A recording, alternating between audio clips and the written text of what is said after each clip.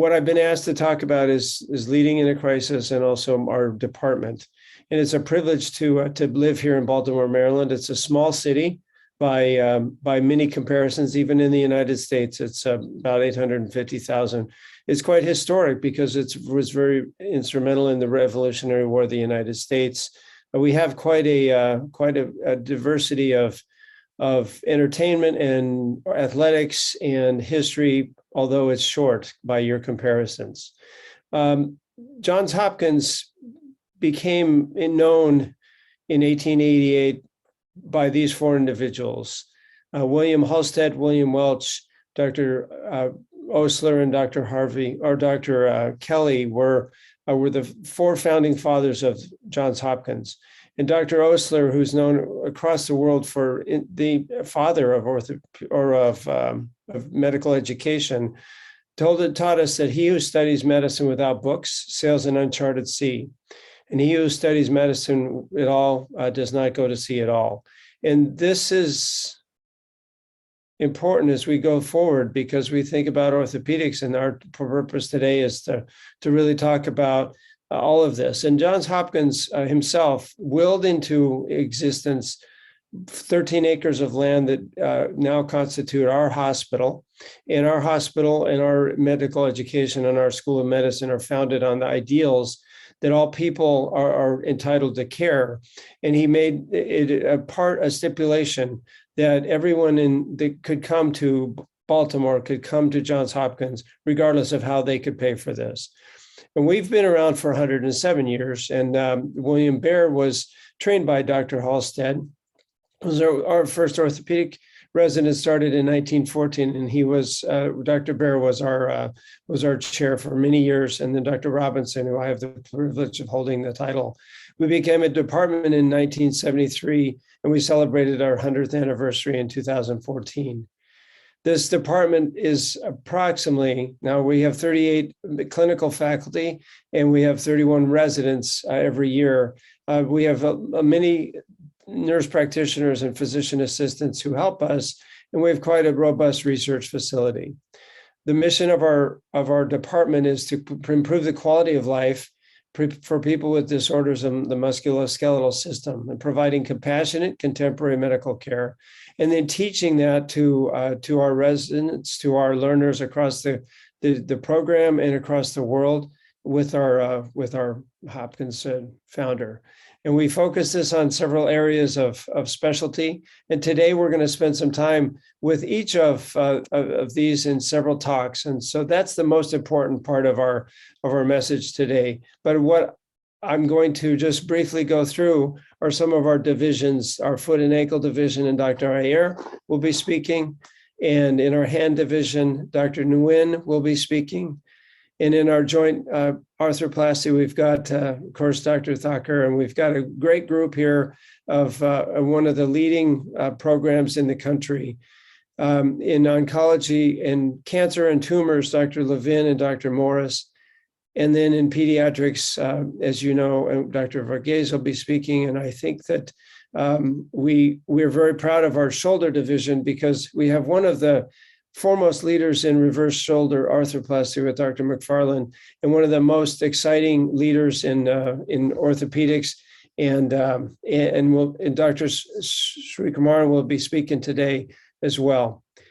In our spine division, we've grown rapidly, and Dr. Amit Jain is going to speak to you as well. And you'll hear some introductions more about each of these individuals as we go forward. We have a robust orthopedic trauma division, and Dr. Shafiq will talk about some cases from this division as well. And I always have to be proud of our research team, which has got one of the largest funded grant for portfolios in our country, and we research across the world. And Dr. Shu Chow is the leading orthopedic researcher in the United States. And so now I'm going to talk a little bit about leading. We've all faced and our lives have been changed because of the pandemic. And this pandemic hit us in March. The first cases came into Baltimore in March of 2020. And for the last literally 2 years, we have been facing this as the whole world has changed. This was a scope done by Johns Hopkins in the modeling for forecasting what's happening in March of 2020. When it first hit the United States, there were 147,000 across the world reported. And in March in the United States, we only had 47. But by the time we realized that this was going to be a global pandemic, we realized that in orthopedics, we had to continue to take care of these patients. And so we sat together as a leadership, and many of the people on this call in this presentation with us decided how we were going to take care of patients and continue to do so. We watched the world. We watched what was happening in China, what was happening in India, in Italy, many places where this was affecting not only our patients, but our families and ourselves as well. And so we just decided that workforce protection was the most important aspect. In order to be able to take care of patients, we had to be healthy as well. And so we started 2 different teams, and we led those 2 teams in alternating courses, and we looked out for each other. And then when we started back away from elective surgery, we brought back elective surgeries. We had seen over 290,000 deaths in the across the world, and 82,000 in the United States. And we're now over 3.5 million people dead, and it continues to impact us. And so Dr. Thakur asked me to talk a little bit about leadership, and leadership is something that Dr. Weinstein talked about. Dr. Weinstein was the president of the American Academy of Orthopedic Surgeons and is a tremendous icon in leadership. And I underlined the points that are important. I've learned and admired successful leaders who never lose sight of the fact that success is never achieved alone. It's a team, and it's because of the generosity of those who are mentors and those who have supported us. And we continue to support, and we say thank you to those who have helped along the way.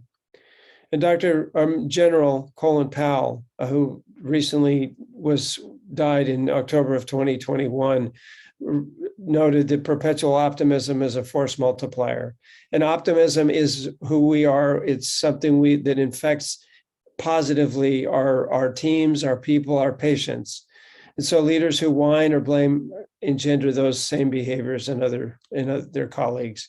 And so I believe that leadership is about being an umbrella in supporting people that can do great things when you keep the water off of their heads. And so I think about umbrellas and quicksand. And then many times we talk about some of the areas where we get bogged down. And many of these are in areas where we've not maintained professionalism. I don't believe professionalism is the same as leadership, but we have to teach both professionalism and leadership. And we develop it just like we would skills, surgical skills, understanding knowledge, understanding to perform both leadership and surgery. And then we commit to excellence, and then we regulate this, and we watch and we track and we hold each other accountable. They are interrelated. And so one of the leaders, the historic leaders in orthopedic surgery, Dr. Richard Burton, who was at Rochester for many years and became a dean, publishes a book about leadership. And there are several leadership styles. Coercive is the command or the controlling type of do what I say, doesn't matter what it means. Authoritarian is coming with me and doing as I do, but I'm the boss. And affiliating is when we think about people first and then the mission. People first. Democratic is more about discussion and votes, and it takes longer time, but it gives everyone a voice. And pace setting is if you're moving fast, and keep up with me. And then finally, coaching. And coaching really constitutes professional development. And Dr. Levin, who's going to speak with us, also is our vice chair of professional development. And his job is to help all of our faculty to become better, to become leaders and develop into more than what we can see. It's hard to teach. There are many books. There's over 100,000 books if you do Google about leadership. But it is often done informally. When we as faculty and you all as surgeons work with teams, you also learn you practice and you become better there's a formal education with curriculum and organizational leadership. And there's many aspects. This is a classmate of mine from the U.S. Military Academy, Dr. Dean Taylor, who has done this at the Duke University in a formal education. We also have a formal leadership development program in this. And then our academies, our specialties, set up organizational leadership initiatives.